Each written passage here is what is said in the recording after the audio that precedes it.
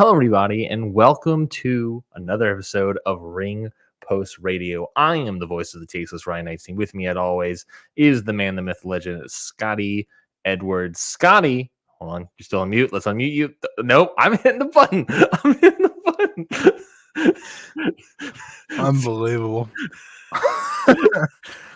Hello, everybody. Look, I'm very happy to be here. Very happy to talk about this show.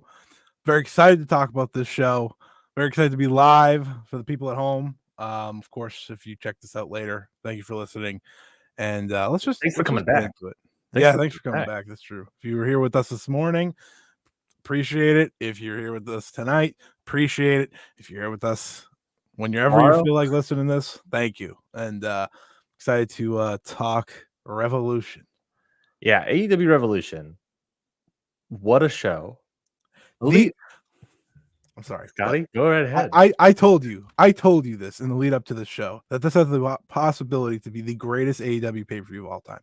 And when I watched that final 3 count and the show was over, I walked away saying undeniably. And you know why? Because they didn't need surprises. They didn't need big debuts. They just needed who they have on the roster to deliver. And that's what this show did. Sure. Was there some matches that maybe didn't live up to hype? Maybe. But you know what? They had a lot of matches that did. Yeah. And exceeded expectations. So, yeah, let's start off there. Is it better than All Out 2021? Yes. There's no match on All Out 2021 that touched 2 of these matches. 2. Not 1, 2. All right. Let's let me take that back. The steel cage on that show, fantastic. Right? Yeah. Fantastic. But this show had 2 of them, in my opinion. 2. Phenomenal. Unbelievable show. Great atmosphere. The crowd saved themselves for the end of the night. I can't blame them. Oh, my God. I'm on cloud 9. I'm on cloud 9, folks. So I'm looking at All Out on Cage Match right now. 9.54 for the show is what All Out has. Obviously, AEW Revolution just ended. People are rating it currently. There's 18 votes in right now. 9.05. So another put a 1. Yeah, one person put a 1. Did leave a review? Can we find that one? Yeah, they did. Worst pay-per-view they've ever seen. Shut up.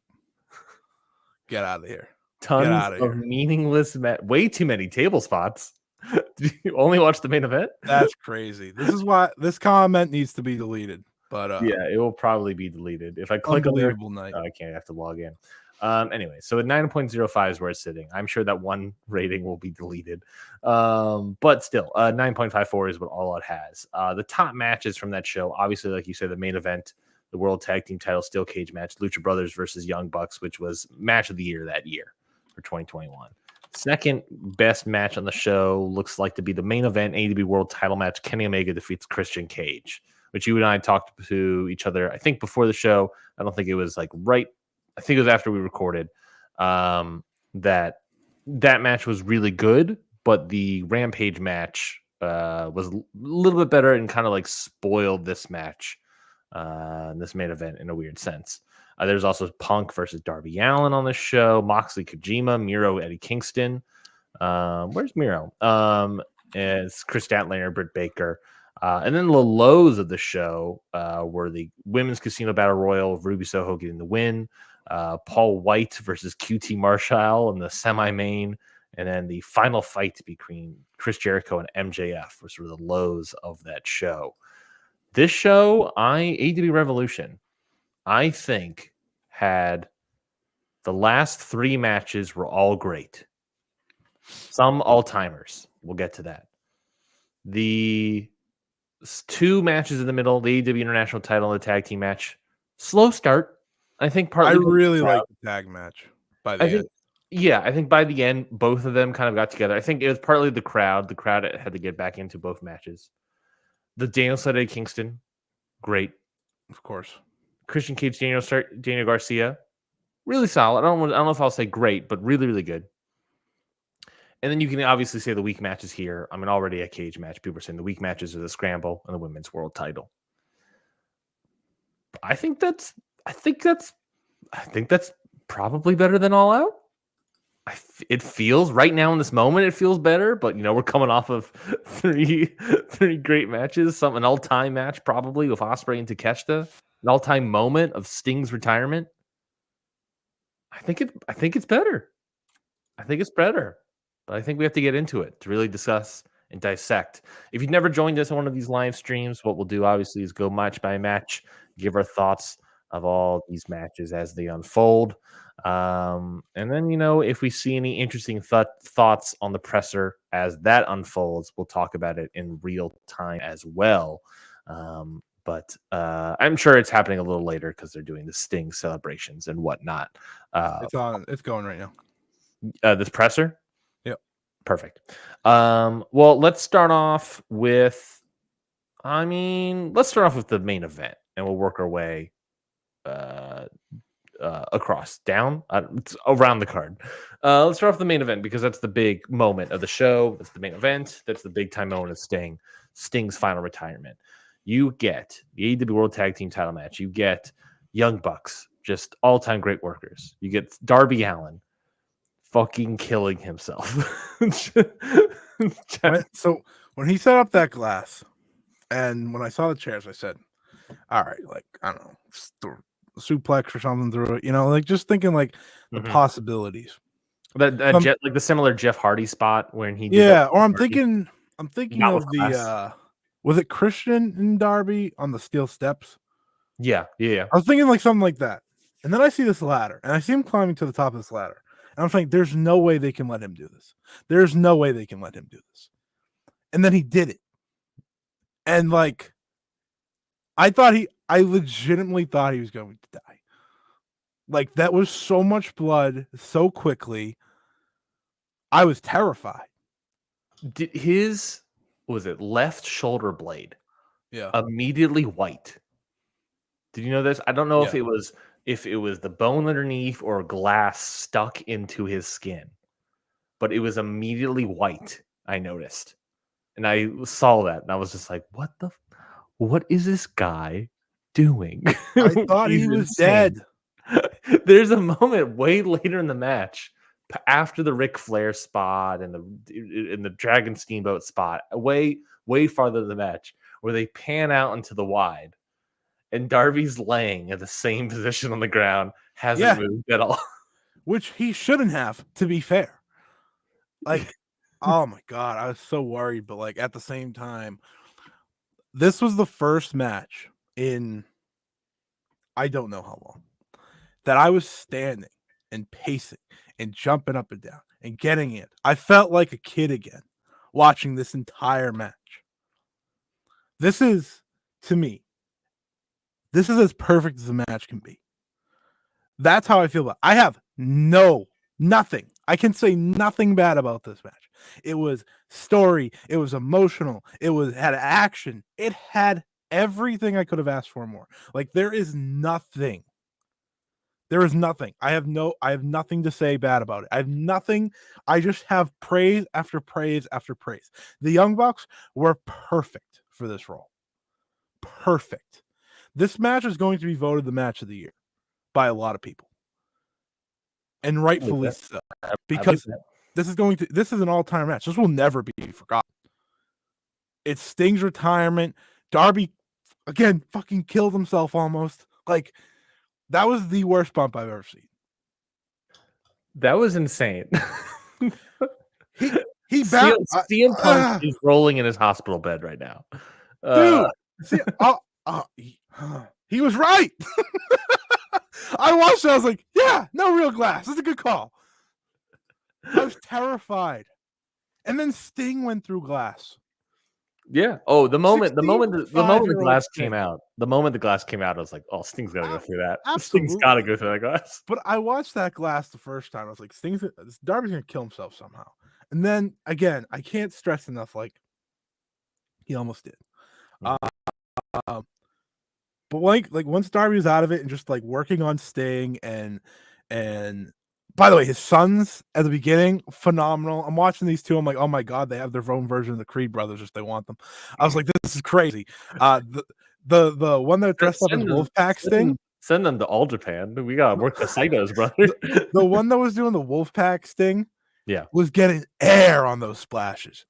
It was insane. I'm on cloud 9 after that match. Like, and it's the fact he won. Like let's talk about that. Him, Okada, all these guys now putting over the next generation in AEW. What the hell? Here's my thing, though. He didn't want to win that match. No, he didn't want to win the tag titles to begin with. But the Young Bucks didn't want to win the match.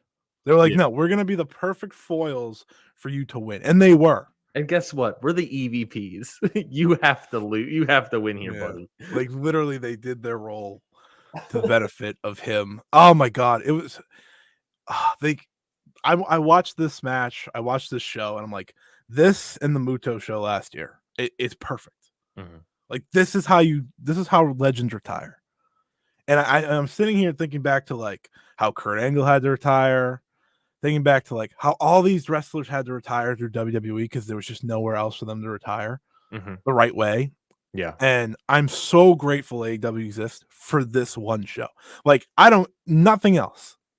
If it's just this show that I remember from AEW's history, that's okay. Yeah. Like that's it.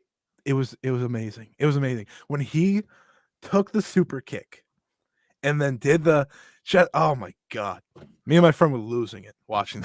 My friend and I were losing as well. My friend really wanted a Joker Sting moment where there's a moment where he takes the super kick and then he gets back up after the one. I think it was actually the EVP trigger, and you could see like his mouth is bleeding. And my friend was like, you know what rule if Sting noticed that and then took the blood and did the Joker Sting smile? And I was like, holy shit, that would have ruled, but whatever. If I could, Scotty, if I could be a freaking fly on the wall, I guess, or the barricade, right next to Nikita Koloff. Lex Luger was apparently over there as well. DDP was over there as well, apparently. And all these guys, Magnum TA. Are those two signed to WWE Legends deals? Is that why they didn't show them? I thought DDP was, but apparently he was there. There was a video of him going through the crowd with Lex Luger and Magnum. Well, I'm just guessing that's why they didn't show them. That's totally plausible. But when they're all sitting, I would love to be the fly on the room that's like seeing Sting do glass bumps. Here's the thing, Scotty. Here's the thing. The shit that's in this match, and this is also what's great. Sting, all-time legend from the territory days through the new 2000s into WWE, into retirement, back into AEW, into the modern period. Think about what this match is. Think about how different this match could never happen in the territories, right? These glass bumps never happening. Not once. Not once would these happen. Young Bucks. He's facing the Young Bucks, a tag team that any old fogey out there doing some sort of WCW podcast about their most successful weeks somewhere between 82 and 84. Or maybe an old fogey out there that's really into tennis and just dunks on the Young Bucks. And Sting's out there with these guys doing glass table spots that you'd see in like GCW. You know what I mean?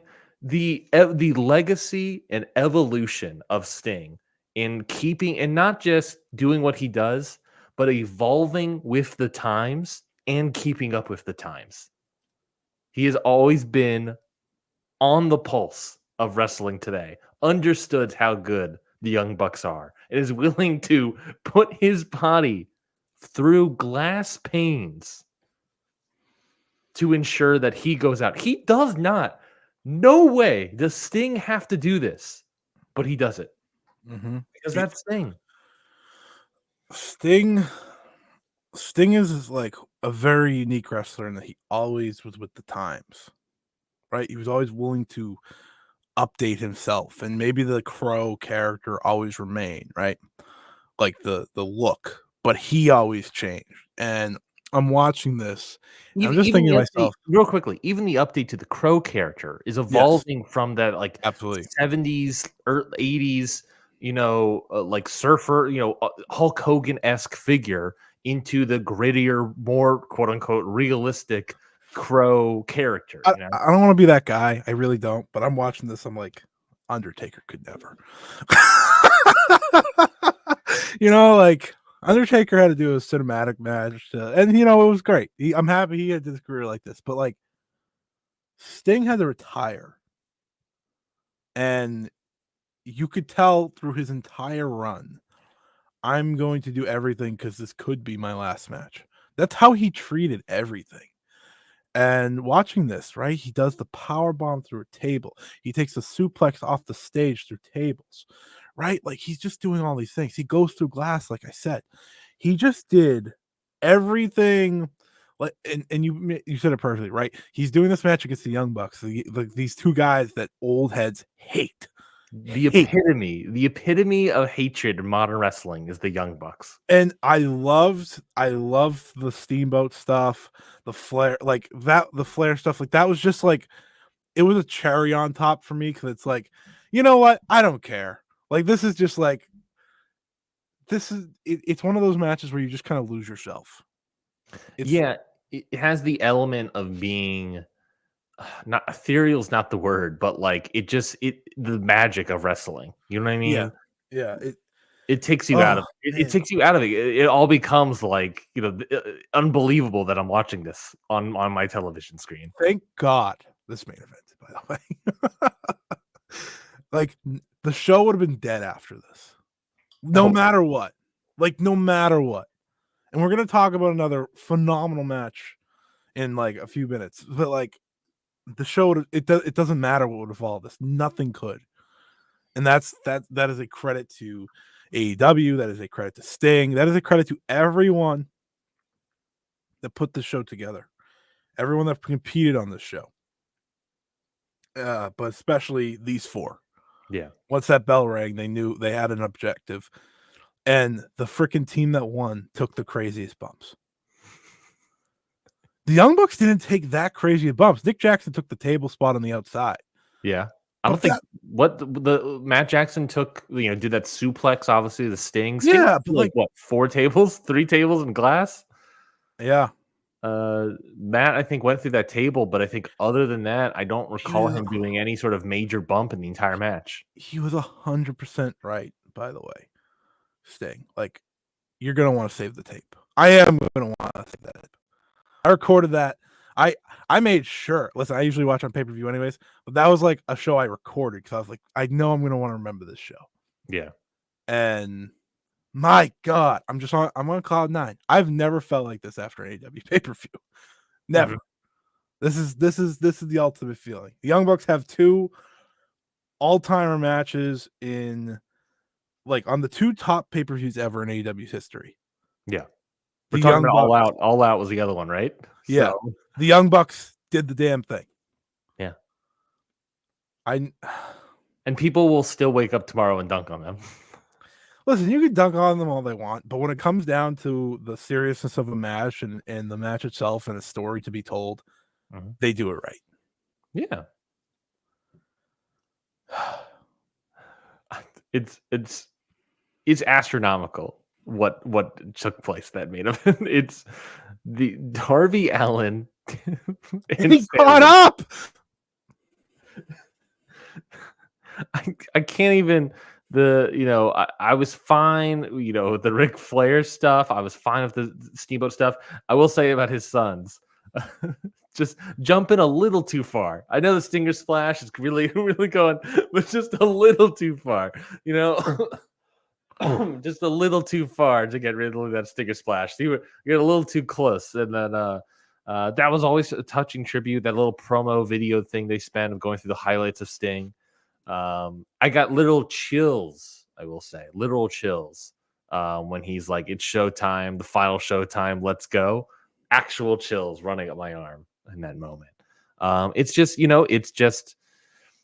was the match the best work rate match, or what, modern work rate stuff? Was it like work rate like Will Ospreay versus Takeshita? No, of course not. But it worked in every conceivable fashion that these guys can go. And it's undoubtedly one of the best matches of the year, and how legends can go out. It's the greatest retirement match I've ever seen. I mean, it has to be up there. I mean, what other the Muto one was really good.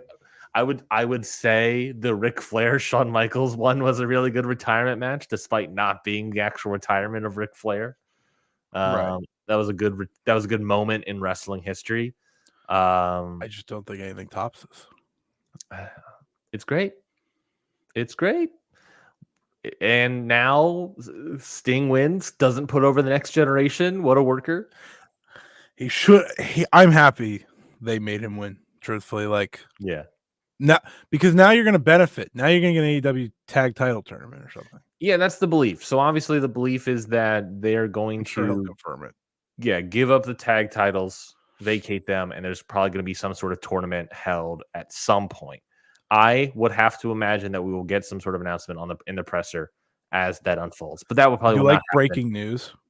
Sure, I'll take some breaking news. Will Ospreay is questionable for Wednesday.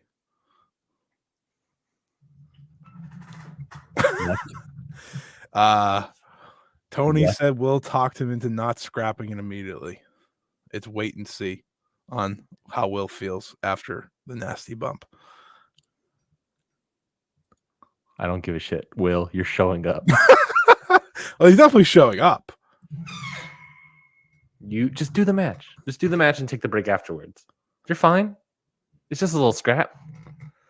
We'll get to that in a moment. He says he's Wolverine. He'll be fine in a couple days. Perfect. Fine. He's young. He's 30. He's not going to miss it. Put some aloe vera on that skin. It looks rough. he showed it there, and someone posted an image. He looks rough. Yeah. The main event I think is just an all-time main event. All-time closer of pay-per-view, and I think there's no better way to end Sting's career with that final quote. Cut off. Oh. The final quote. I've got to wait. I'm getting cues. End of AEW broadcast. Just two of the greatest AEW matches of all time happened on the show. Yeah, I think so. All right, where to next? Great question. Do I go back to the top? Let's go all the way to the top. We'll go real quickly at the very, very top. 0 Hour had the 12-man tag team match. Bang Bang Caesar Jane. I had no thoughts about that show. Defeating Lethal, Jarrett, Private Party, Satnam Singh, and Willie Mack, plus the tag team match, Chris Statlander, Willow Knight versus Julia Hart, Sky Blue. We'll say this. So glad the crowd gave a standing ovation to the women's tag team match after being silent for nearly 13 minutes and 30 seconds. I'm glad they got coming back. Yes, we also got the Pac announcement that he is officially coming back. Did Pac's face look skinnier to you? I didn't ever see the announcement. Okay, then never mind. I just heard he was coming back. Did anyone listening to the chat? Did Pac look? I couldn't really tell like body wise, but his face looks slimmer. Let me look. And I wasn't sure if it was the screen or maybe how maybe the lens or something was. I think it's his beard. Is his beard was something with his beard was different? I don't know. I got thrown off so much. So much. He didn't shave it all the way down, though. But maybe but he cleaned it up. Yeah, but the beard would have made it longer, right? His beard would have been longer. It was long. His beard was long and nasty. No, I don't know. But wouldn't that would have elongated? I'm going to think about that for the next day. I have no idea. All right, man. I'm happy for you, man. Yeah, Jeff Bugenhagen, he did look like he was slimmer, but it could have been the camera lens. That's what I thought. I thought maybe it could have been the camera lens because that is totally plausible of how it I always forget that word. Anamorphic lens. You know how it. Yeah, it doesn't matter. 0 Hour. Yeah, there were two matches that happened. The other thing to note there was Jay White cuts a promo after the words saying, "Don't worry, I can always get back into singles action," and maybe. At Big Business, I'll have to finish some business on my own or whatever. Yeah, it was very confusing. He said Big Business and everybody popped. Mm-hmm. I was like, did I miss something? I think. By the way, one of the greatest thing of all time. What's that? This big show's happening, right? We're all working towards Big Business. Mm-hmm. Mercedes Moné's hanging out with Momo Kogo. Future Cinderella tournament winner, Momo Gogo. This big AEW show's happening that she could be watching, and she's like, "Nah, I'm good." Yeah, I'm not gonna be there. Who's Sting? Who? What? Jeff Bugenhagen asked the question: Jay White versus Okada at Big Business. I mean, that was my immediate thought. But then what is that? We announce Okada before the show? They don't really do stuff in the moment like that. Open challenge. Open challenge. Jay White doesn't open. Why would Jay White do open challenge? I don't know, because he wants to get into singles action again. I think Jay White and Serena Deeb should come out and do a tag team open challenge. And Okada and Mercedes Moné come out, answer the challenge, and we finally finish off that Battle in the Valley missing thread from a year ago. I'm trying to finish that out. I think that's what we got to do. Start of AEW Revolution. Let's get into that. Currently, now it's at 9.24, folks. It's risen. It's rising. It's risen like a bread in the oven. I don't know. AEW TNT title match opened the show. Christian Cage defeats Daniel Garcia in 16 minutes and 52 seconds. I thought Daniel Garcia put in a great performance here, but obviously succumbed to the just sheer numbers of Killswitch and Nick Wayne and all the sort of patriarch members here. Also rocking some new pants. I couldn't decide the entire time if I liked the new pants, but I think I've ended up saying I liked it. The person I was watching the show with, Andrew, my friend Andrew, said that it kind of felt like it was like really super bedazzled, sort of like Shawn Michaels pants is what his opinion sort of was sort of those. I really wish he had the trunks. Yeah, I love the trunks on Daniel Garcia, but hey, I'll take these pants. What do you think about the TNT title match to open the show? Good open. Hated the ending of Daniel Garcia losing, or just how he lost. Both. Yeah, I think that's fair. That was a little of a letdown. Doing that, but I guess if you want to protect him, it's a way to do it, which is fine. But to open the show, and we did it twice, right? We did this exact finish twice. We did this here and the women's title match. Yeah, which at least they spaced it out this time. Sometimes they don't space those things out. Yeah, sometimes we like to run it back to back. Yeah, no, I thought it was a really good match here. I agree with what you're saying. I think that it was meant to create more heat on Christian, and it was meant to have Daniel Garcia lose, but have sort of an out to losing. It's sort of a cheap thing, especially when they do it twice. And I totally agree with what you're saying here. But I thought Daniel Garcia still looked great in defeat. I think that was the big idea as well, to ensure that he looked good in defeat. I think he looked phenomenal. Where does he go from here? I don't know. Christian Cage is obviously probably going to go to Adam Copeland. Canada's around the corner. As much as it would have been cool for Daniel Garcia to win, when you have Canada around the corner for AEW, obviously it's Adam Copeland versus Christian Cage in Toronto. I wouldn't mind if he was the guy to beat Eddie. Daniel Garcia? Ooh. And not immediately, but in time. You know how he can do that? Beating Bryan Danielson? Winning the Continental Classic. Year-long reign for Eddie. I don't mind that. I don't mind that at all. Do a solid year-long reign for Eddie, and then the Continental Classic, Daniel Garcia gets the win, and then faces, I assume, how it will work is he faces Eddie at World's End? I think that'd be good.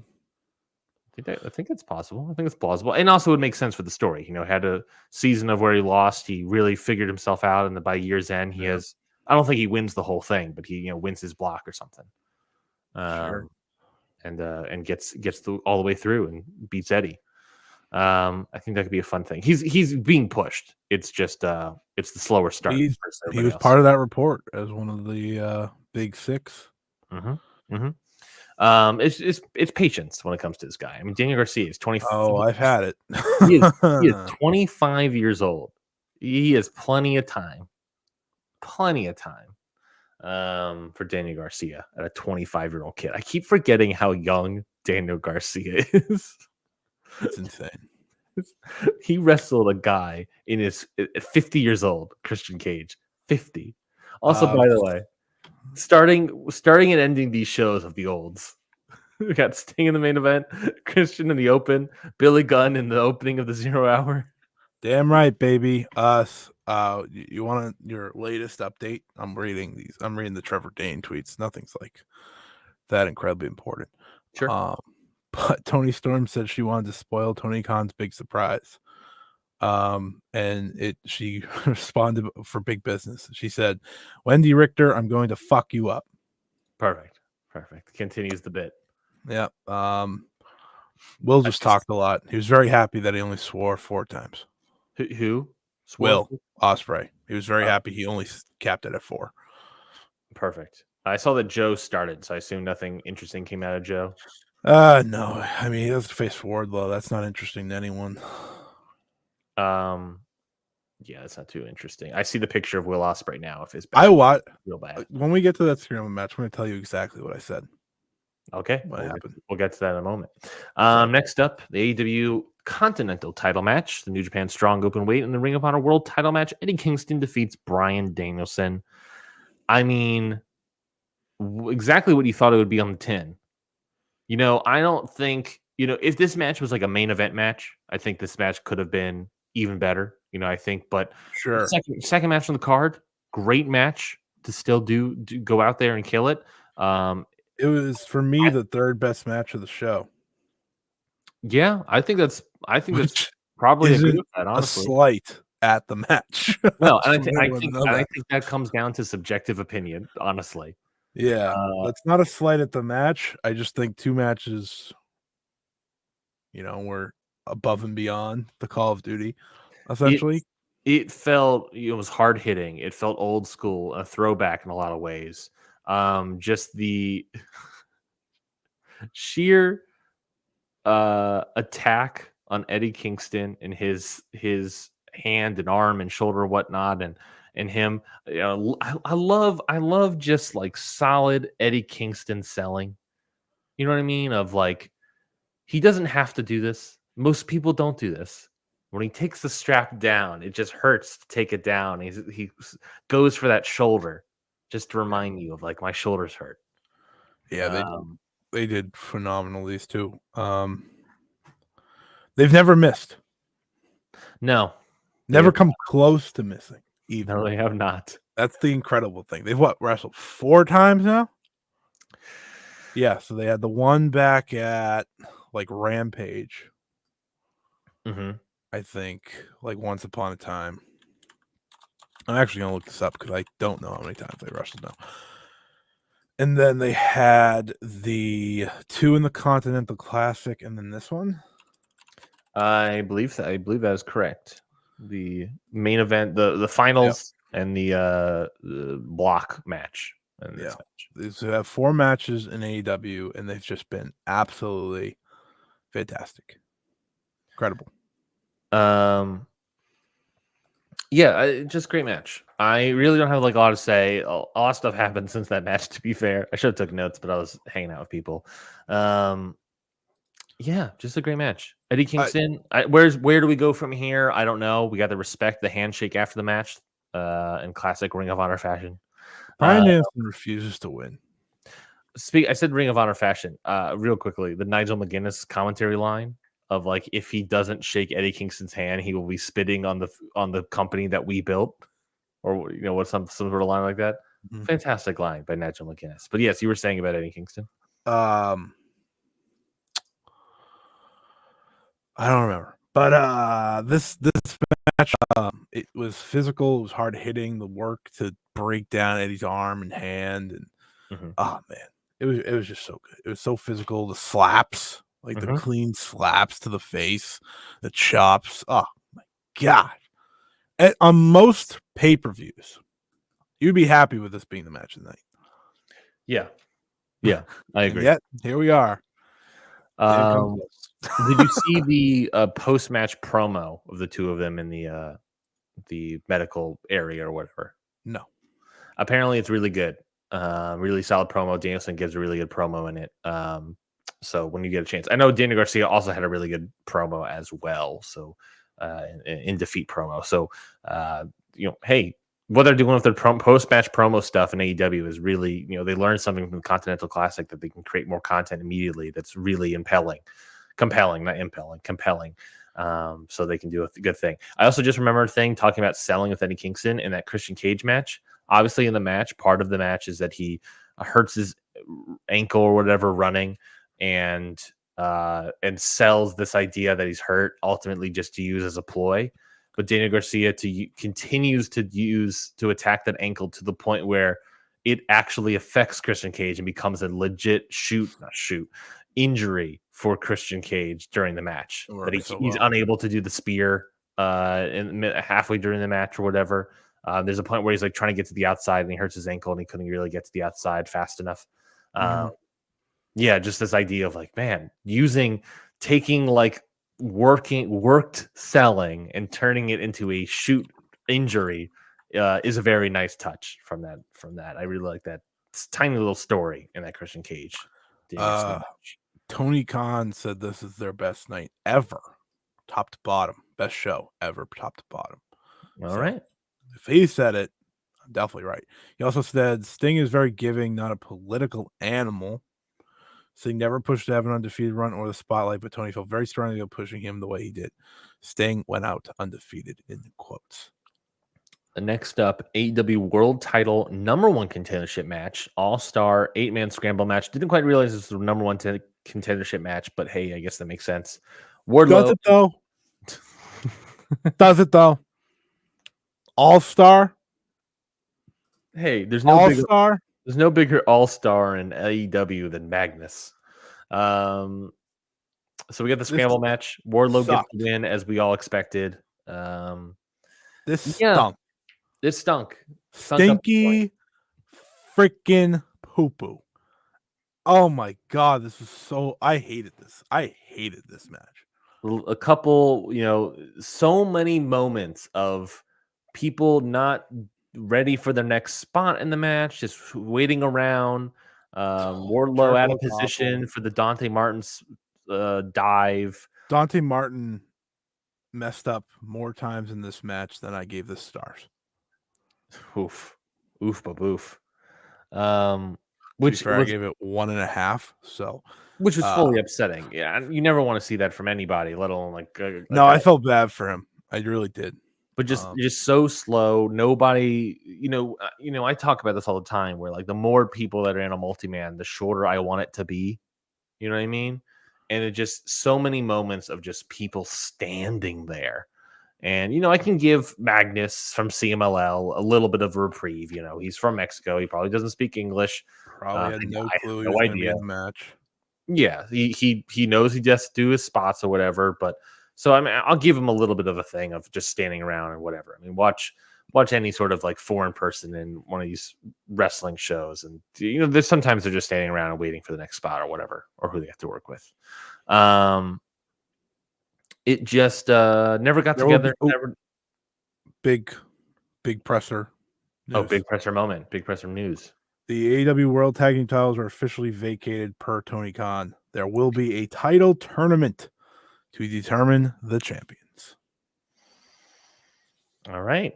I see the thing. More March Madness brackets to fill out. So this coming, I guess, on Sunday, we'll talk about Moxley and Claudio, you think? Yeah. I think 100%. I will get to them more, but I will say that my thought is that Blackpool Combat Club versus FTR. I watched that match, and afterwards I said, if we're doing a tag team tournament, that could be a final. I think that could be a final. FTR can't win though. No, I agree. I think Claudia and John Moxley would be a better pick here, but FTR would make sense to get the win back. So there's something to that. Man, remember Aussie Open? I remember them. But yeah, the All-Star man scramble match. Yeah, Wardlow gets the win. He's going to face Samoa Joe now. Good on him. We kind of talked about this in the preview when we did AEW Revolution. I remember what I said when this match was over.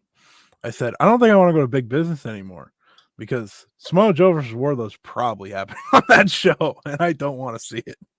Yeah, Wardlow screams TV challenge, and that can't be Dynasty. Cannot. No. I mean, I guess it could, but no, because it has to main event. Then we're talking a month and a half basically from now, right? Oh yeah, it definitely can't last that long. Can't make it there. I don't think it can either, especially when you have big business. But then it would just be another. Who's the next person after that? Who's the next title challenger after Wardlow?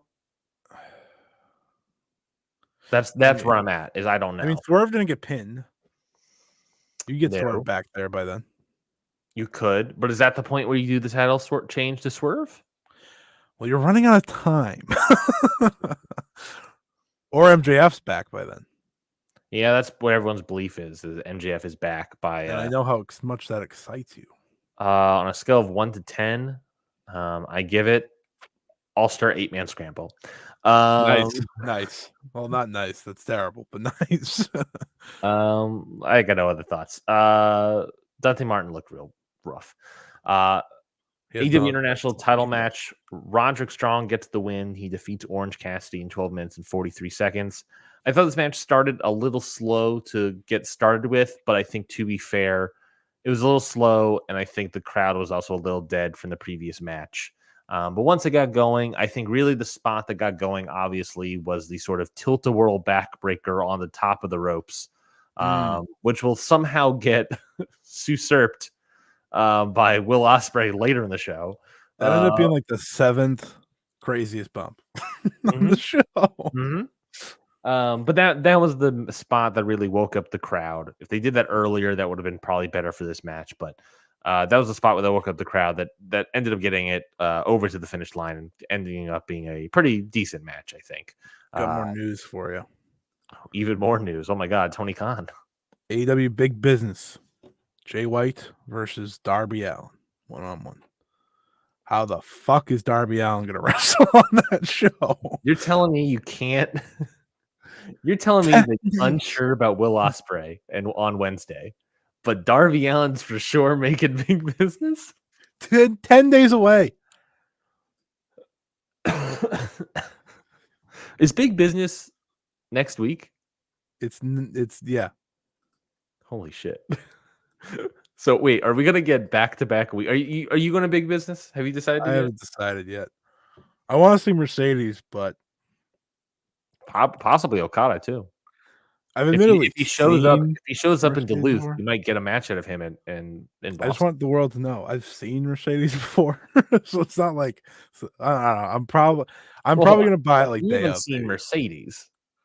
Yeah, if it's actually to be fair. On this match though, I'll go back to this match. Roddy, and I think Roddy's awesome. That was my takeaway from this match. I watched this match. I was like, he is outclassing. Yeah, and I think that's part of the slow start, and by the end is like he reminds you that he's a good wrestler. It just this Undisputed Kingdom bullshit is just so much in the way. Man, it was so good. It was so good. See from the presser, Sting gets a Tony hug. Tony says he just announced his match to Darby. Sting jokes, "What's my match?" Awesome. And now Sting's in the presser, so we'll get some maybe heartfelt quotes here.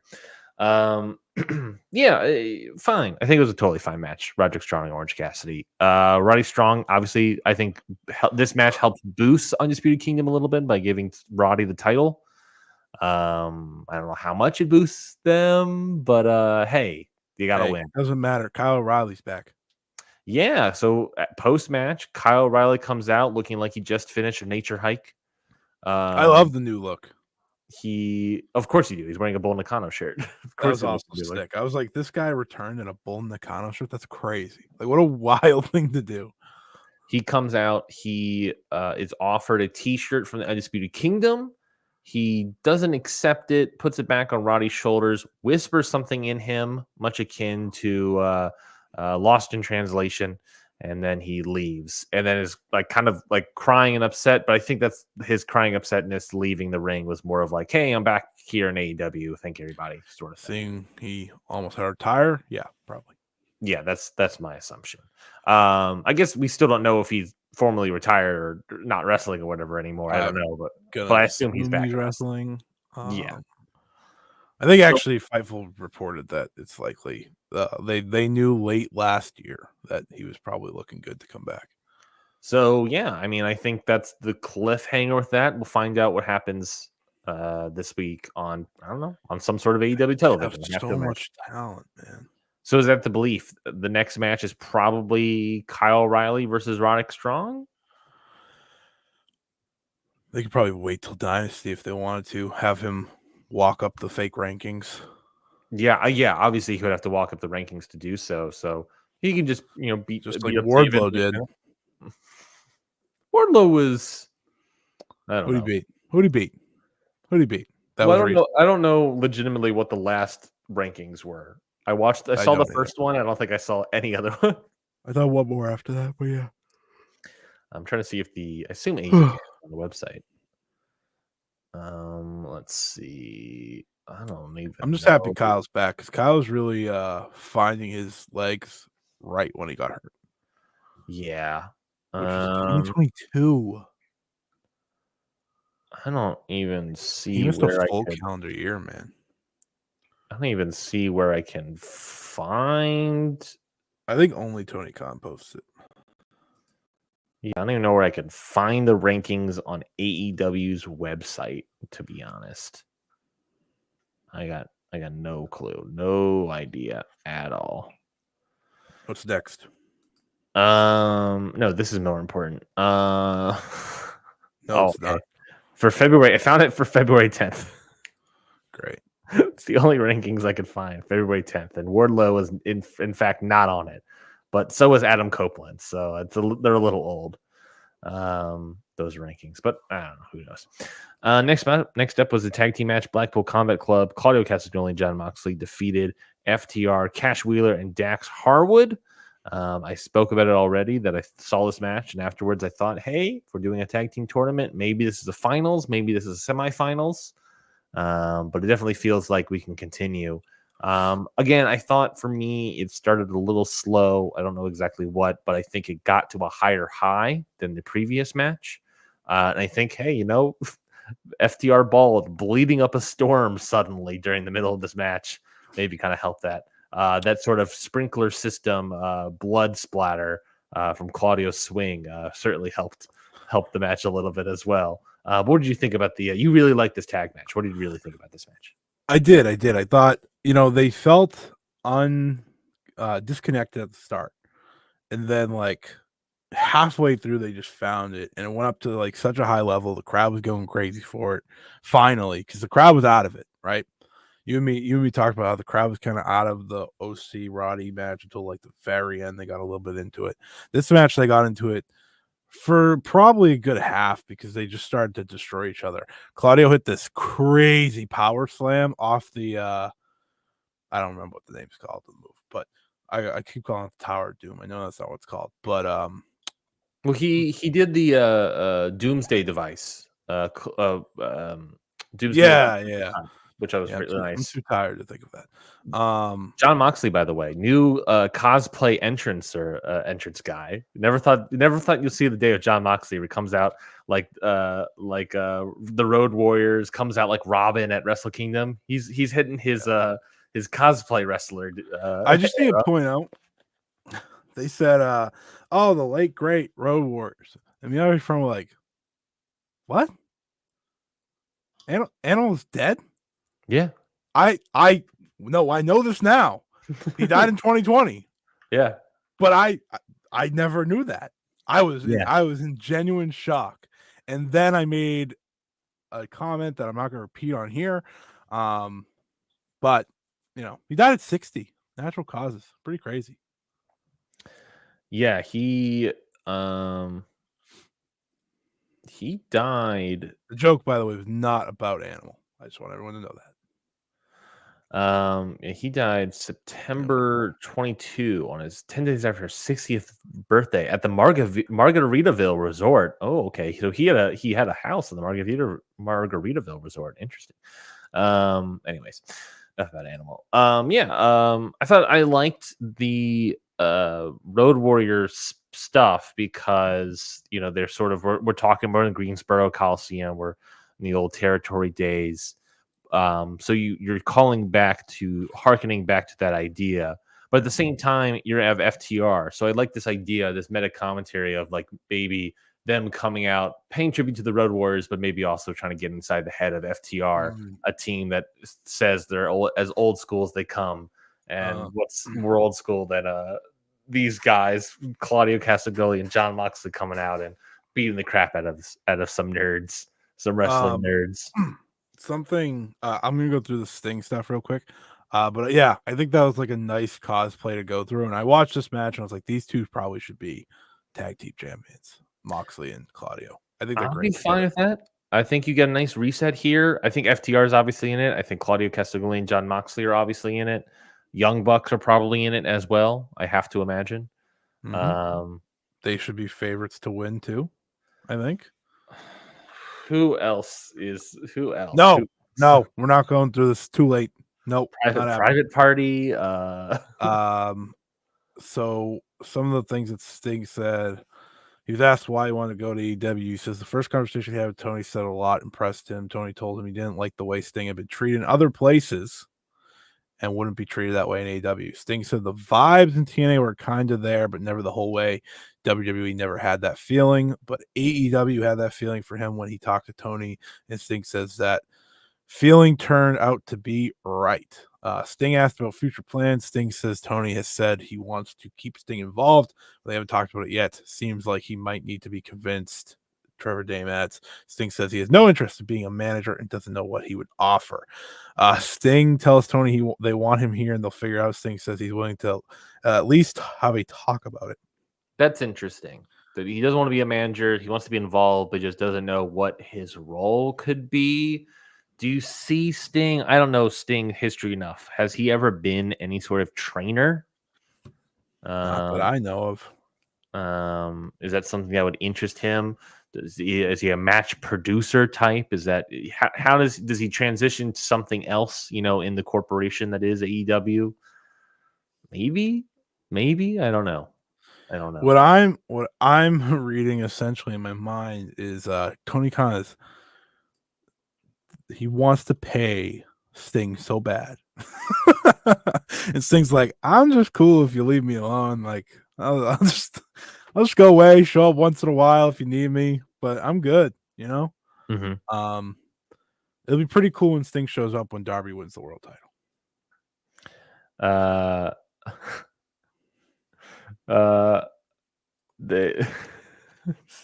Sting's talking about Ultimate Warrior.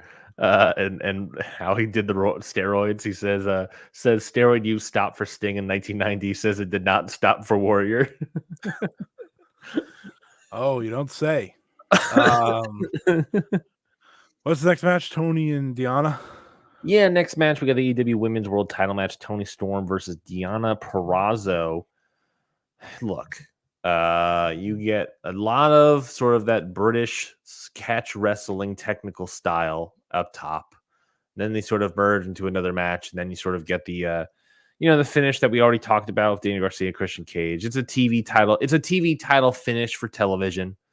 It's fine. Also, if you do it once on a pay-per-view, I'll give it a pass. But twice in the women's match, in the only women's match on the show, and not only that, but this match I don't think it stunk as bad as a scramble, but it was not good. I got the full quote, by the way. Sting, I don't want to be a manager or an agent or anything like that. I don't know what I could contribute. And Tony said, you're the GOAT. We will find something. But this match. This women's match. What do you think? Oh, I have two takes. Mariah May does Toni Storm better than Toni Storm. and money. Don't even wait. I'm not waiting. I'm not waiting. The moment she walks in the door, just give her the title. I'm done. I watch every single AEW show. And I watch the women's matches on these shows. And for the most part, you're getting great work. You really are. Chris Statlander has been fantastic. We've talked about this many times. Mm-hmm. She looked really good in the 0 hour. Mariah May continues to shine in all the little squash matches they give her. Serena Deeb's doing great work, right? Like, just the list goes on and on. But every time Tony steps in the ring, I am left underwhelmed. And this is your world champion. I talked about it in the not the preview, but like one of the past matches of like one of the main reasons I dislike the timeless Tony Storm gimmick is that it actively makes Tony Storm a worse wrestler because she is wrestling a different style and this whole timeless gimmick and this British rounds catch wrestling style that I it's fine that she's doing them, but she's not great at it per se. She's just like kind of like doing the moves that, you know, it doesn't feel motivated other than it's an old timey thing that her wrestler would do because it's from the 40s or whatever. And I talked about in the preview that my hope for this match, and maybe it's my own expectations, I don't think it is, but my hope for this match was going along with the story. Maybe we can start off in this catch wrestling, old school wrestling style. I think that's fine. But if we can find a way to, if Deonna can unlock the old Tony Storm and we get into this Stardom, hard hitting, strong style-esque type of wrestling, you know? But we never get there. It just becomes a technical wrestling submissions match. And Deonna's not over enough in this company to make it really mean something. And Tony Storm is an interesting gimmick and all this stuff. It was so boring. And then Tony Storm obviously cheats to win. Luther and Mariah May's involvement and all this sort of stuff. And the crowd pops for Tony Storm getting the win. So I don't know, man. I don't know. I'm either fast tracking the Mariah story or I'm just giving the belt to Mercedes at this point. Because it's like, I understand like she gets pops or whatever, but I'm sick of walking away from all these titles matches and saying, oh, that was, one of the worst matches on the show. Because the talent is there for that not to happen anymore. It's a shame, but whatever. I'm very over Timeless Tony, and I've been over Timeless Tony for months now. So, and Deonna doesn't look good coming out of this. Deonna needed this match to get over in this company some more, and now she lost in a bad match. She'll probably be on Rampage. Yeah, it's like where do we go with Deonna from here now? It's that she's protected in the loss, just like Garcia is, but like still, it's like where do you go with Deonna from here? If you were gonna go down the technical route for Deonna in a match, at least have it like with Deeb or something. Yeah. Tony doesn't do that. Tony's to me only good when she's doing the hard hitting stuff. Yeah. But I'm not gonna let this match take me down. Because the next match, Will Ospreay defeats Konosuke Takeshita, 21 minutes and 57 seconds. Scotty, floor is yours. I think when you do like a moves match, right? That's like a saying these days. It's like a moves match. You just do so many great, cool things. You gotta have the right people to do it. And I don't know who tweeted this, but like no one else should be doing that type of match. These two should. Because no one's gonna match what these two did in the moves match, right? There wasn't necessarily a big story to this. It was, we're putting two of the best wrestlers on the roster in a singles match, and they're going to steal the show. That was the entire thing behind it. And they just let them go out there for 20 minutes or however long it was and do exactly that. Plain and simple. And my biggest takeaway from the end of this was, why has Takeshita been doing nothing for so long? Like he's in. Listen, we know the Ospreay. I don't need to talk about Ospreay in terms of like, oh yeah, he's great. You know what? Dave gives him 5 stars every week. It's not whatever. Takeshita needs to be on every pay-per-view in effort. Like he just needs to be in big matches moving forward. Undeniably, unquestionably. If he beat Eddie Kingston, I would not bat an eye whatsoever. Because listen, Will is destined to be the top babyface in this company. You saw it in this entire delivery, right? He is the ace of this company already. Now, like he is taking that top mantle. But Takeshita, man, this guy's just so good. He's just so good. He did some stuff in this match, and I'm just like, what? Come again? The elbows. Oh my god. Unbelievable. So stiff, tight, right on the jaw. Sold incredibly by Ospreay. And of course the brain buster. And of course the brain buster on that top wasn't a rope. brain buster, that was a backbreaker. That was terrifying. The Oz cutter into the Blue Thunder Bomb. Oh my god. The sort of like DVD Michinoku driver into the like Naruka Doi basement drop kick. When Takeshita did the sell of like knocked out with like the fingers and stuff. Yeah. Oh god. Yeah. That sold it really well. Jeff Bugenhagen, good point in the comments that I want to bring up as well. We are all worried about Don Callis and his involvement in this match. They thought there might be a screwy finish, but instead, Don Callis made this match better with really good commentary, that Jeff says. I completely agree. I thought Don Callis was great here, and glad he wasn't involved in the finish of the match. We just got a straight-up one-on-one match here. And yeah, I thought Don Callis did a really good job. I'm glad he was involved. I love this match, Scotty. I know you do. Sorry. I don't want to cut you off. Darby just goes, I just want everyone to know that I'm alive. Perfect. Continue. Yeah, I know you love this match. Let me know why you did. Like, I know you love Ospreay, obviously. I know that. Mm-hmm. Right? I do this show with you every single week. I know what happens when Will Ospreay has a big match. I get that. And by the way, this put that match with Michael Oku to shame, in my opinion. half the time, number one. Like, half the time, Takeshita's 10 times better. 10 times might be a low balling. Less story, for sure, obviously. I didn't need... That's the best thing about this match. I didn't need a story. I had story in every other match. I didn't need a story here. Mm-hmm. Just freaking do the cool shit. And that's what they did. Because you know what the story was? I'm just the better man. I'm just the better wrestler in this company, in this family, or whatever. It doesn't need to be better than that. I love this match. I think I'm at 5. I think I'm at 5 for this match, Scotty. You're at 5. Just stop thinking about it. Don't be scared. I think this is my match of the year. I think I'm at 5. Like, don't be scared. Just deal with it. I think you have no critiques. Period. This Will Ospreay, 30 years old, he has been, and I've said this to my friend while watching this, he has wrestled like this consistently at this top level for 5 years.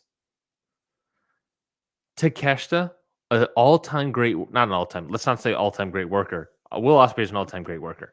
Konosuke Takeshita is a great worker right now, today. He's a great worker. Mm-hmm. And he has always needed spots like this. And he showed up and showed out in this spot. Has Takeshita missed? Not really, but he's rarely gotten up to bat. That's not his fault. He typically hits, home runs, at least gets on third base, but he rarely is up to bat. He has to be up to bat for the rest of the time now. I don't think you're wrong. It is superstar. The level of athleticism is there. The selling is there. The size, the athleticism, the everything. Mm-hmm. Well, I'm not talking about just Takeshita, just the match itself. The two of them, they're unbelievable what the two of them can do. They woke up the crowd significantly. All of them a standing ovation by the end of it. The brain buster on the top rope made me stand up and pace around the room. I almost threw up personally, because I thought I was terrified. I think with Will, mm-hmm. Because I do like, I'm someone that I could find his repetitiveness to be annoying sometimes. That's fair. He has a Ric Flairism about him. Yeah, sure. But it's matches like these where he uniquely does his things where it doesn't feel repetitive, and it's why he's always having these top tier matches, right? This was, I had the same feeling of this match after the Kenny one from last year at Tokyo Dome. Like, oh, that different match, obviously, very different match. But just vicious, physical, athletic, incredible, impressive. Checks all the boxes. And you want to know why it checked all the boxes? There's 2 boxes that both of these wrestlers check off. And there's 2 boxes that this match checked off, Scotty. Speed, intensity. That's what I want in wrestling. And that's what I got in Ospreay versus Takeshita. And that is, and I don't give a shit, Tony Khan, if you think that Will Ospreay is not making Duluth. The moment they announced Will Ospreay versus Kyle Fletcher, any listener of this show knows that I immediately went to Ticketmaster and bought my tickets to Dynamite. I turned to my friend Andrew and said, I have to go see this match. I want you to come with me. If you don't, it's fine. I'm going. I have to be there. This is the mecca for me of speed and intensity. Basically, Ospreay clones. For nice me. to see Kyle back, by the way. Since Nice he to see got Kyle vised. You got vised, as I'm calling it these days.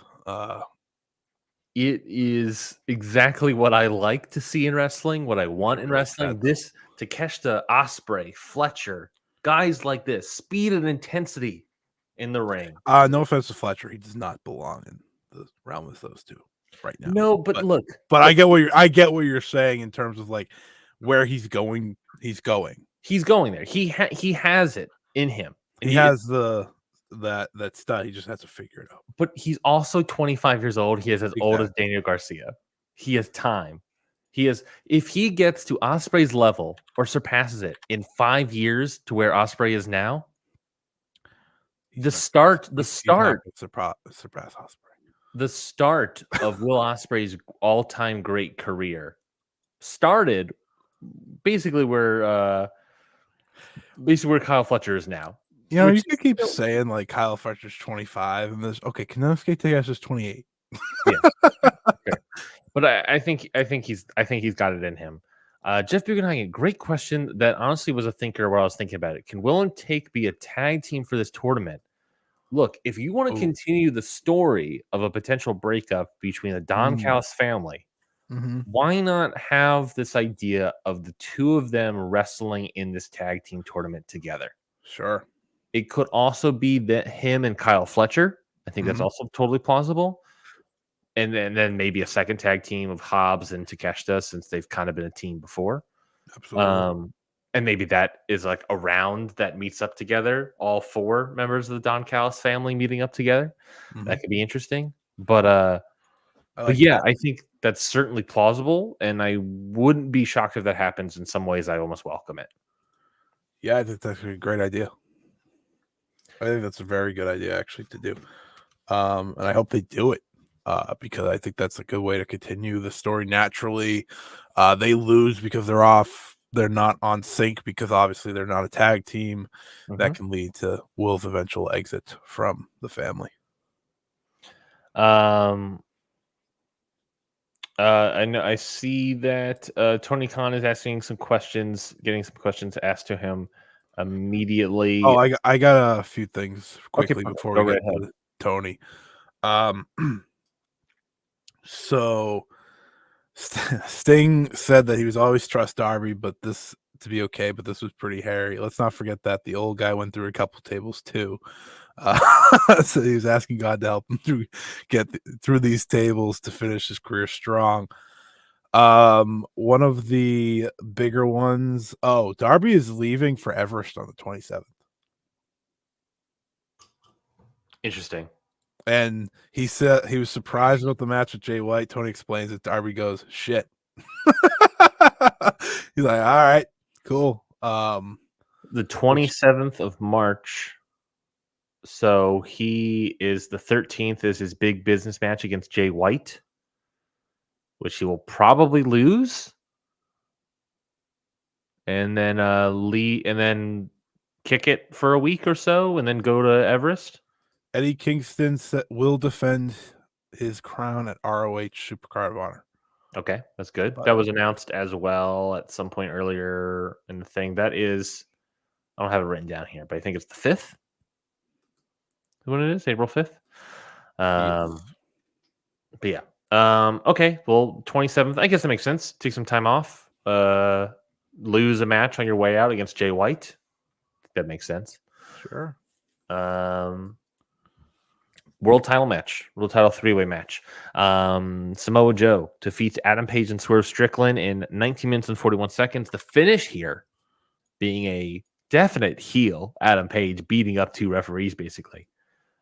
Basically tapping out to Samoa Joe's Coquina Clutch sleeper hold. What do you think about the match? What do you think about the finish with Adam Page being the one who taps out here? I really need to go back and watch this match. I was very out of it after the Ospreay and Takeshita one, but I thought the story that Hangman Page specifically told from start to finish was what carried this match more than anything else. His desire and his drive to make sure Swerve didn't win this. And if there was anything I wanted to change was him, like, at the end looking at Swerve and just tapping.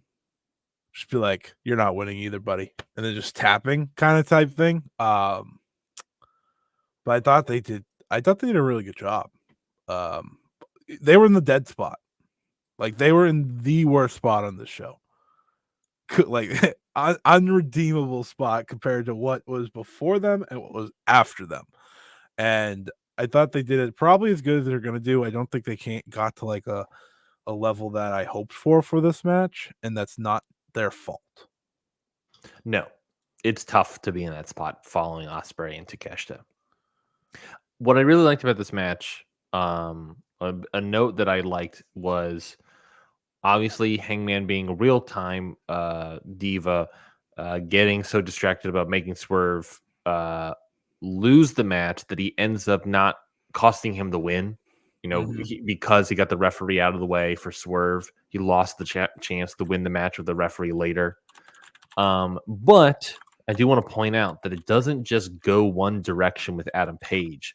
There was a very nice bit of the storytelling here where Swerve Strickland hits his last call on Samoa Joe. Samoa Joe's down. He's out. Adam Page doesn't see it. He's basically slowly getting up. And slowly getting up from his whatever bump he took. Swerve Strickland could have easily pinned Samoa Joe in that moment, but instead he chose to go for, I believe, the last call as well on Adam Page and tried to pin Adam Page specifically. So the same idea, if anything, Adam Page is just doing more of a heel part of it, but the same idea where Swerve wants to get the win over Adam Page to win the world title. Where do we go from here between the two of them? Obviously, we know Samoa Joe's next challenge is Wardlow, but the thing here, and I think the most important part in that moment, and why I'm specifying it so much, and how important it was for Swerve to go after Adam Page to try to get the win specific, is that to me, it sets up the idea that for Swerve to win the world title, he has to win it from Adam Page. Or at the very least, win some sort of tournament or something that makes him the official number one contender for the title. Ultimately, I think it would be better for Adam Page to somehow win the title. I thought it makes sense for him to win the title today.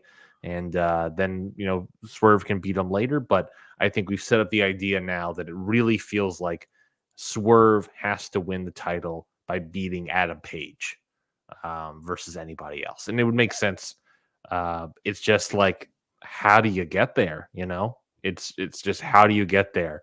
If you're thinking that Ospreay is challenging whoever for the title at Wembley, right, in the main event. Okay, so you have to have Samoa Joe lose to Adam Page, and then you have to have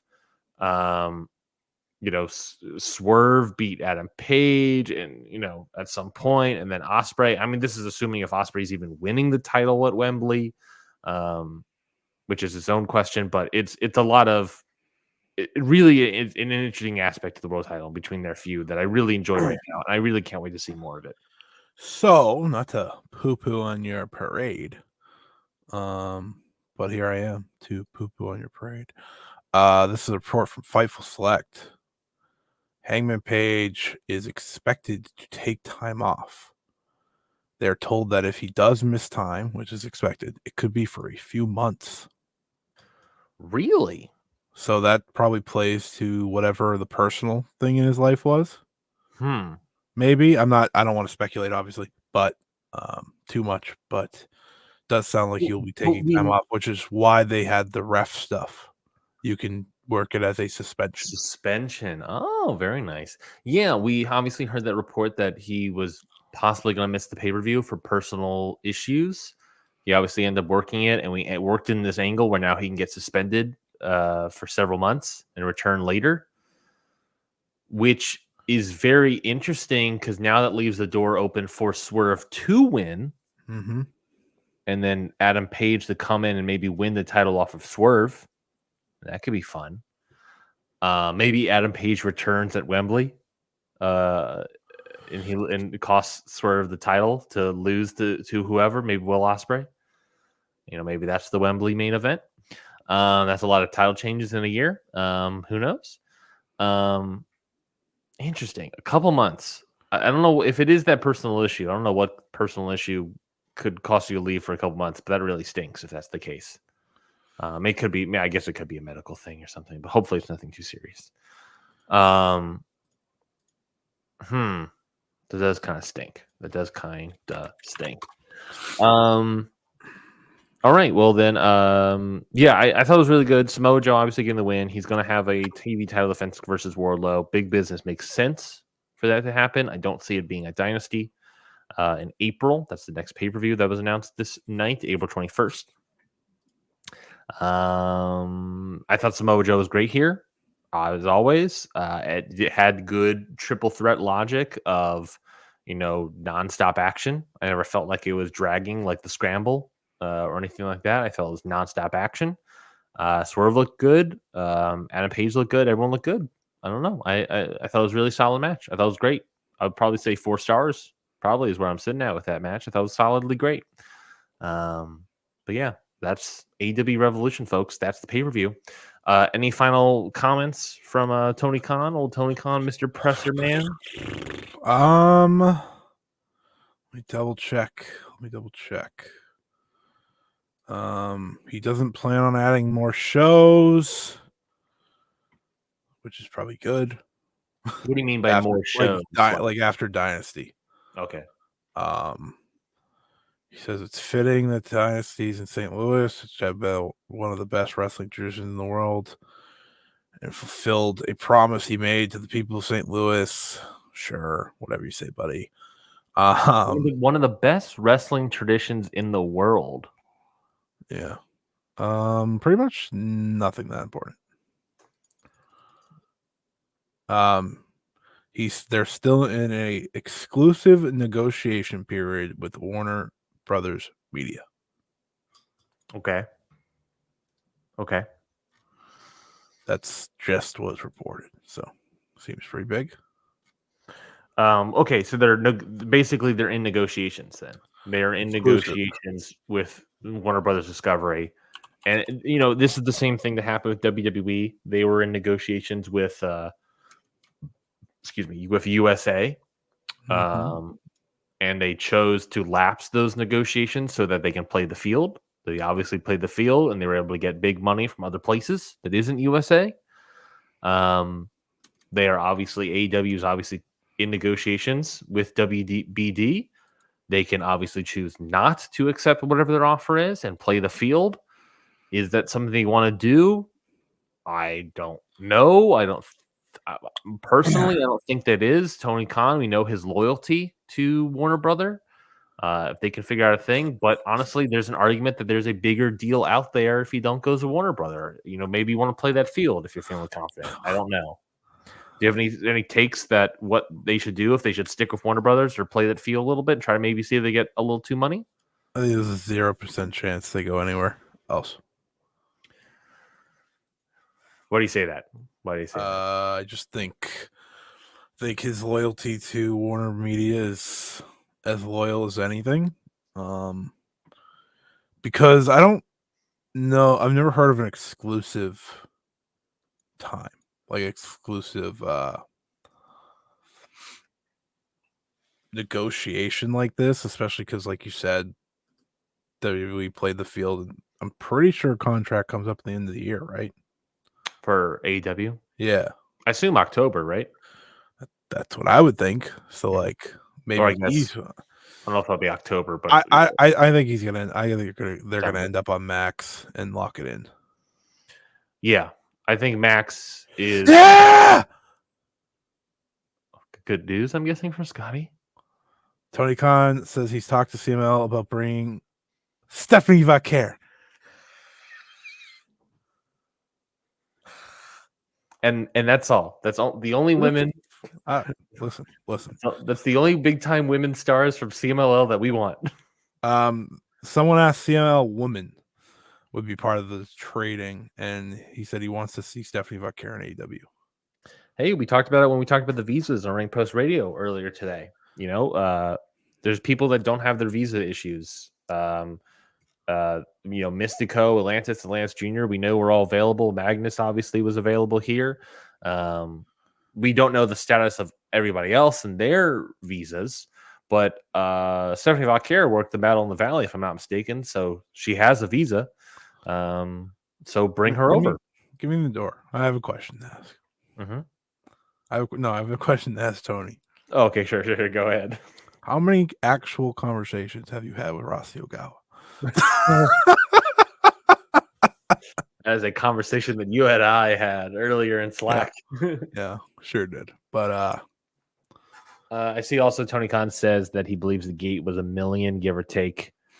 Sure. Which seems low, but I don't know. I don't care. Ooh, here's a good one. Tony asked about the rumors that Ricky Stark's contract is up and he's leaving. Because if you saw, there were rumors that floated around Twitter that Ricky Starks' contract was up when he was leaving. Could I find the original tweet? No. So Tony says Tony seems unaware these rumors even came up today and says they're not true. Puts over Ricky and Big Bill as a big part of Sting's final run with a tag title change.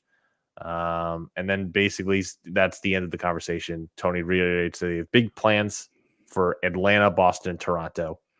Yeah, I'll be there in Atlanta. Will you be there in Boston? And will we both be there in Toronto? I'll definitely not be there in Toronto. It's interesting. They're coming to Massachusetts twice. They're coming once the show before Canada and the show after the Canada tour. So yeah. And the one of them's a AEW Dynamite and Collision taping. Yes, that's I assume the latter one. I know the Duluth one in Atlanta. There's a taping on Wednesday for Dynamite and Rampage, and then Thursday for Collision. So we have a taped Collision for Saturday. Interesting. They have big business on the 13th, and then they go to Canada that Saturday in Collision, and then they have an entire tour in Canada. They come back to Worcester in April 3rd. Supercard of Honor in Philly, April 5th. Worcester. Who are you? Every other person that doesn't live in New England. Basically. And then they have a couple other shows. They have Dynasty on April 21st, and then in May they are back on the Canada tour. I think I'm going to talk myself probably into big business eventually. I think you got to go. It's a big time show. You might see Okada wrestle. But I might not. I've seen Okada wrestle. Yeah, I guess to be fair, you have to see. Big guy over here has seen Okada wrestle. I think I don't think I'm going to see Okada wrestle. That's the thing. I think it'll come down to whether or not he shows up at Dynamite and Collision. I think that's the show he shows up. I don't think the show he wrestles. I think it's possible. Yeah, keep getting your hopes up, bud. Well, yeah, you're getting a singles match, Darby Allin versus Jay White, before he Everest and jumps off of it through a glass plane. Yeah, listen. They're talking me into the door, okay? The forbidden door, if you will. I have not seen Okada wrestle live. I think. Have you seen Will Ospreay? Nope. Well, you're supposed to. I'm supposed to. I will. Tony Khan. I have to will that into my universe. I bought tickets specifically for this for Will Ospreay. He's gonna wrestle. He's a sicko. He better wrestle. I better sell that kidney too. That's what he better do. Yeah, I thought this was a great show. Let's see if we get any sort of update number for Revolution. At 9.24 is still where it's sitting. Has to get 9.55 to beat All Out on Cage Match. There is still that one. Well, a lot of people have to do comments right now, and no one wants to do that. Yeah, there's still that one vote stinking up in the bottom. But I assume when we wake up in the morning, or at least by noon or something tomorrow morning, then I think the most incredible thing is Ospreay, the Ospreay match and the main event, both 9.4. Yeah, that's awesome. Yeah, I think we'll. And I think the best way to do is end out on that full 1-star rating to really give our full thoughts. Worst pay-per-view I've ever seen. Tons of meaningless matches. Way too many table spots. Daniel Garcia is horrible. Cage was the best heel in the business. Oh, don't give this person the time. Don't give this person the time. Here's my review. If you didn't watch this pay-per-view, watch this pay-per-view. If you don't watch the main event, watch the main event. Well, hold on. He has a good point here. He had a really good point here, and I think you would agree with him here. The 8-man scramble was trash. The whole match seemed like 6 guys laying down outside the ring and 2 guys wrestling inside the ring. Completely pointless. That's correct. To be fair, hopefully they do something interesting with Kyle O'Reilly. All right. We're giving way too much time to this person. The women's match sucked. All right, I can hear what he's saying. Do you think Tony Khan's favorite wrestler is Will Ospreay? I do. Probably. Because I watched Modern Wrestler, sure. I've watched. It's not Jay White, I'll tell you that much. I watched this, and now I watched Wembley, and the delivery they give him, compared to like Jay White. Everyone else, Jay White specifically. Not even just Jay White, Kenny Omega. Yeah, like this is This is Tony Khan. Okay, rolling out the red carpet all by myself. Okay, pushing it out. All right. That's good. Oh, okay. We're gonna give you a special entrance. We're gonna give you all the time in your entrance. We're gonna give you this 3 different segments to introduce you as part of the roster. We're gonna put you on a show in your home. And you're not even signed to this company. We're gonna make sure you do that, and you're gonna win. Will Ospreay has 3 singles matches in this company. Well, he has more than that. He has technically 4 now. Too. Technically 4 now. Either way, he has 3 pay-per-view singles matches, and he's beaten Kenny Omega, Chris Jericho, Konosuke Takeshita, and Orange. No, he lost to Orange, right? No, he beat Orange too. You're right. Yeah, he's 4-0 on pay-per-views. This is his favorite wrestler. He's beat every single star this company has. How quick do you think he's giving him the tell? Like all in, right? We're not waiting that long. Yeah, I don't know. I think he wins an all in, gets the crowning moment. I really think he's winning it all in. It's just a question of is it Samoa Joe? Is it Swerve? Do we do the title switch if it's Swerve? That feels like it's a lot of title switches, but it's Ospreay, so I don't think it matters. And then there's the whole MJF of it all that I don't like. But I think you do. I think everyone's thinking that's the title switch, and I think there's a chance that it's not. But I think right now you should do it. I think it'd be stupid if you don't.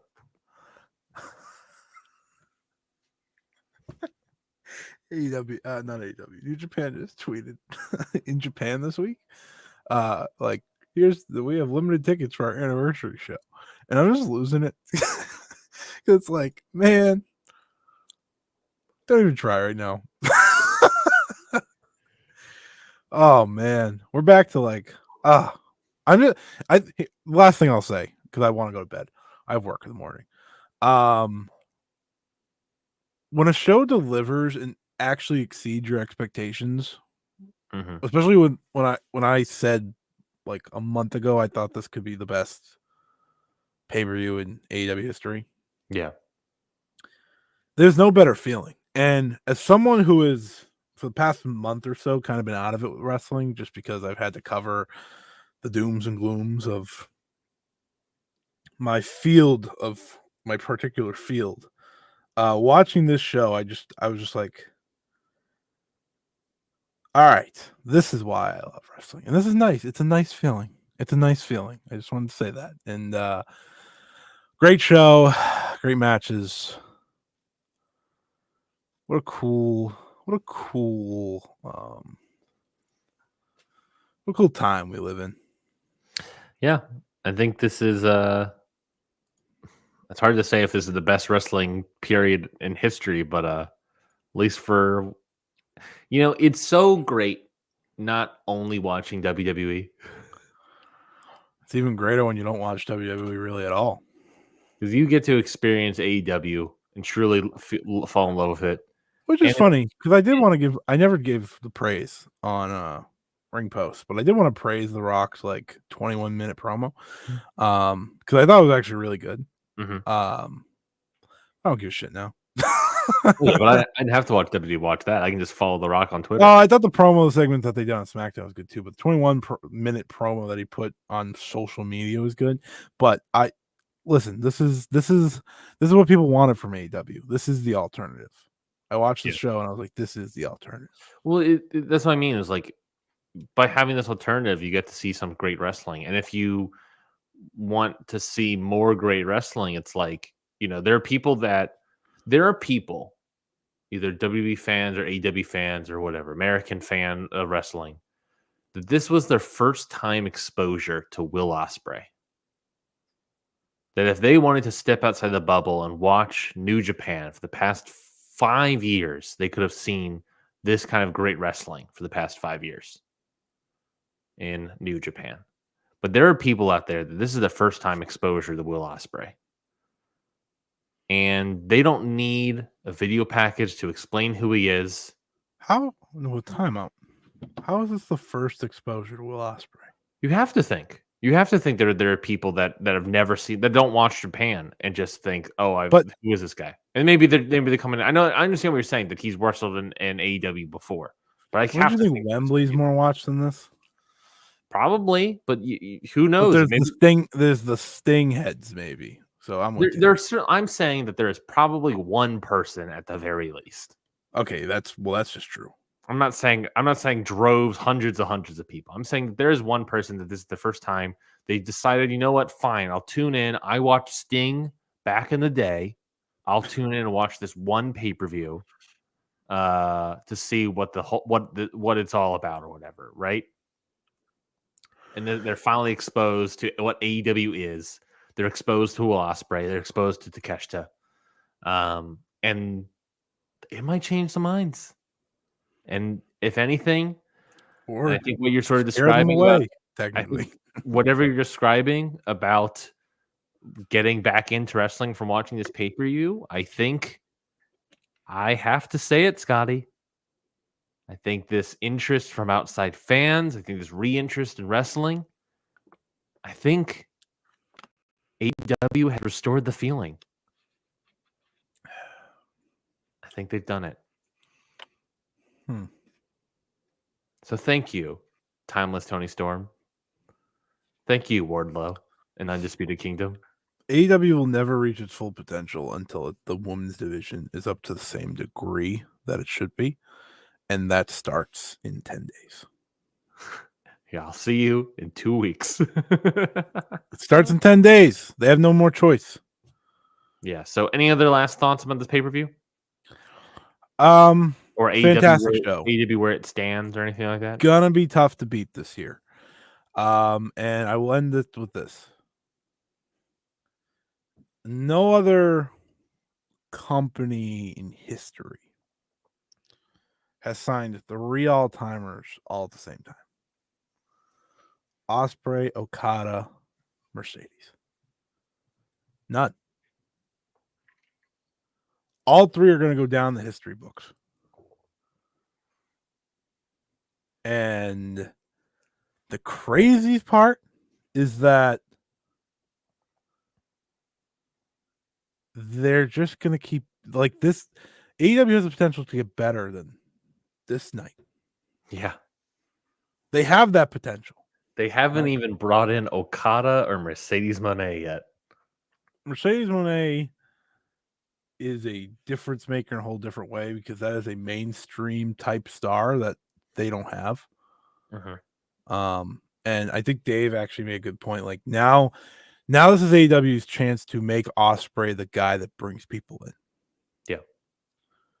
Yeah. Because that's one thing. Like while Danielson's great, while Megan's great, they're older. Yeah. This is the guy they're going to go with to try to do that. There's an investment to him. Because you're also arguably adding the greatest Japanese pro wrestler of all time. Like one of the greatest to your ranks. While watching a 28-year-old Konosuke Takeshita do absurd things. I don't know how you don't do him in Okada like Dynasty. Yeah. I would do that. Like I understand you don't want Takeshita to lose a lot, but I don't know. I'm just doing something big for. I'm okay if you hold one. You should be holding either Okada or Mercedes debut for that show. In-ring debut, obviously. But this AEW is riding a high right now. I'm riding a high right now. One that I desperately needed as a fan of this business. I can't wait to just go to bed and think about what I just watched. You know, like you're right. The feeling is back. The feeling of AEW is back. And you know what? They didn't need to do that. MJF. So thank you. So long. Goodbye. So good. He can hit the bricks for all I care. Let's clean up that roster, folks. All right, yeah, that is it for us and Ring Post Radio. We'll be back this Sunday for a brand new episode, live stream on Twitter and YouTube. And I guess, hold on, what's that? I'm getting something in my ear real quick. Oh, sorry, we're going to have to wait. We are getting some cues.